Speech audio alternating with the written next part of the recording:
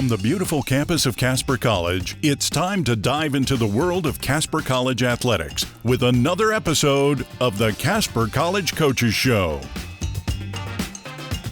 Now, here's your host, Tom Myler.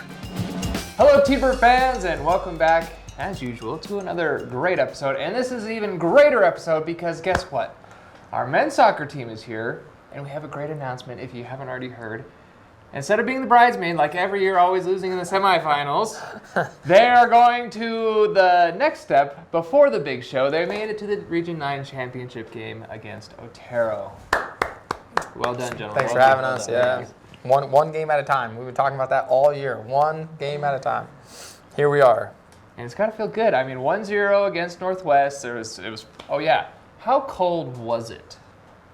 You know, it was projected to be like 20 degrees in Cody. We played at Cody High School against Northwest College, and it ended up being like 29 or 30 degrees. Ooh. And so those 10 degrees made a big difference for us. The field, you know, was fast. It was wet and fast, but those 10 degrees, I think the fans were definitely colder than the players. Did that 10 degrees make you want to apprecate a little bit? Absolutely. Those 10 degrees, that sun just hits you and just warms up your soul. I mean, that would make me want to do that, right? And just bask in that sun. Yep. Glorious sun. But I mean, it was going to be in Powell. It gets moved to Cody. Obviously, no big deal. Uto, once again, I mean, we've brought his name up many times. Yeah, he's a player, right? Like, I mean, he's chasing greatness here. You know, he might have an opportunity to break the school record for goals in a season set last year by Jesper, who's gone. And so, but Uto is having a great year. Scored a great goal, a really good goal on Saturday. You know, to win it for us early in the game, right? So he scored in the 7th minute. You know, and then the game ended 1-1, and we were able to just kind of stay organized. And I got to give our goalie, Hugo Amo, a huge shout out. You know, he made 3 or 4 really big saves, you know, to get us the shutout and get us the win. So let's go back a little bit more. So great for Hugo to get a shutout. We love it. Talk a little about that setup. How did that Uto get that opportunity to score so early in the game? Yeah, and so we end up with a throw-in, and it was pretty simple. We threw the ball into the field, and Cole. We've been talking to Cole Venable. He's our center forward. You know, about just trying to be strong and making sure people don't take the ball off him easily and use his body and his strength. And so they threw the ball into Cole. He's able to shield a defender. He actually rolls it backwards to Hayden Hollander, who was overlapping. You know, so he rolls it. He back heels it, we call it. So he back heels it to Hayden. Hayden scoops it up. You know, whips in a dangerous ball to Uto. Uto is able to like half turn. You know, bang it into the top corner. So it was a really nice kind of quick play off a throw-in, you know, connect a couple passes and score a goal. It was nice. Hey, that's great because I know we've had, or at least from what I've seen, we've had some trouble when we get down near the goal that, you know, I mean, you've got great passes and then when we get there, boom, it's turnover. Yeah, and obviously we coach our guys. You know, we want them to try aggressive passing. We want them to be aggressive passers, and because aggressive passing, when it does work, gives you an opportunity to score a goal, right? When it doesn't work, then you got to go turn around and defend, you know. But we want them to be aggressive with their passing. We've been talking about it for the past 4 or 5 weeks with players all over the field about being aggressive with the way they pass, you know. And sometimes it works, sometimes it doesn't. On Saturday, 1 goal was enough for us to apprecate. Ooh, gotta love that. I bet that felt good. Felt good. So we've talked about this great moment. What else? What other things did you see? I mean, there was obviously 90 minutes, not just that one. Probably 5-second play roughly within the 7th minute. What other good, bad, great things did you see? So I mean, it felt like a tournament game, right? The Northwest played us super hard. They made it hard for us to get chances. We had some good opportunities on set pieces where we just came a couple feet to scoring a goal or at least testing the keeper. So we were happy about those chances and obtaining those opportunities and almost coming out with another score. Defensively, Show, Kota, Hugo, Hubert, Jose, all our defensive line just held together. Once we got that first goal, we kind of told them, hey, we need to be super safe in the back, and they took that to heart, and they defended with their life. So we're just super happy with how they defended and how they held out that 1-0 lead, because at times it did get nervy. 1-0 is not a super comfortable lead, so we're pushing for that second while also defending really hard. So we're just happy with the mindset of the guys just to know the goal and to grind and get that result. And it's great that it sounds like they played clean as well, just because I know we've unfortunately had some ties come out of, hey, they made a mistake, and that one mistake led to a penalty. And then you're tied. And Yeah, it's like, whatever. Yeah. No, it was good. They played a nice.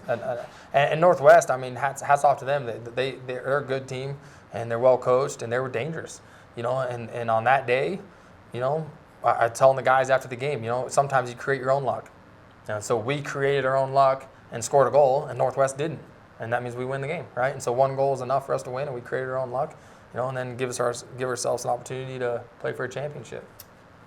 Well, great segue into what this weekend holds against Otero Junior College, a team you tied in the regular season, 0-0 if I remember 0-0, correctly, yeah. down in Otero, and you get to make a return trip back down there since they're the number 1 seed and you being the 3rd seed. Tell us a little bit about this game. What can we expect?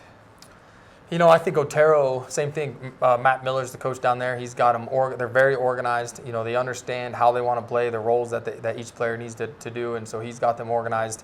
You know, and that's a compliment, right, to him and his program. They're good. They're 13th or 14th in the nation right now, something like that. They've only lost 1 game all year, and so they're good.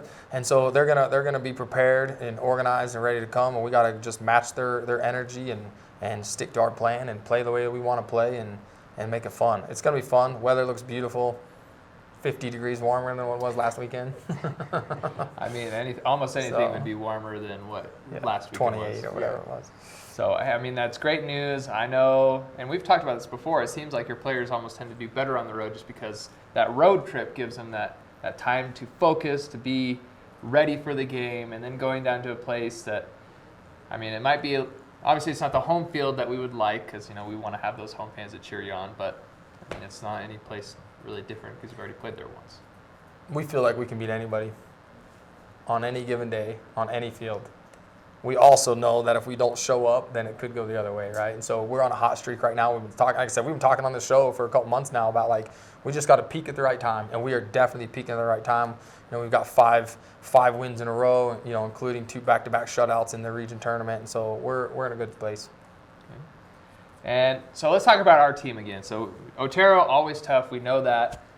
Who do we need to show out this weekend for us to get a win? Who really needs to just show up? I think it starts with our captains, Cole Venable and Lewis Gordon. They really get the team going. Just like you said, on the bus ride, pregame, all that stuff. Just making sure everyone's in the right mindset and have the mentality to go out and say, "Hey, it's our time, right? Like if there's going to be someone to win this game, why not us?"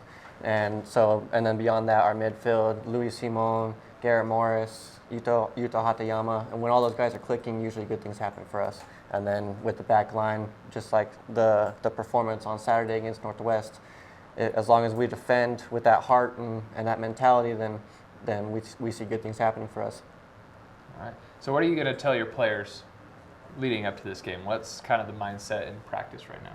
Yeah, I mean, we just got to be clean this week, right? Have a couple nice training sessions this week, watch some film, make sure we're organized as well and understand, and then tell them, like, we got to be disciplined on Saturday, and we got to have no regrets, right? No regrets. Walk off the field, you know, win, lose, draw, whatever, knowing that you gave your best effort, right? If you give your best effort and you lose, you lost, right? But if you didn't give your best effort, right, and you lose, then we have problems, right? And so for us, our guys feel that. I think they're going to rise to the occasion. They're going to be ready to play. Yeah, I'm definitely personally, I've got a good feeling, but I've had a good feeling every game because I just love to see you guys win. It's a great feeling for all of our fans out there knowing that, hey, you're in the championship game, there's a chance. And, I mean, I'm going to try not to talk about future stuff, but one game at a time. One game at a time. And our guys know this is a big game, and you know, pressure makes diamonds.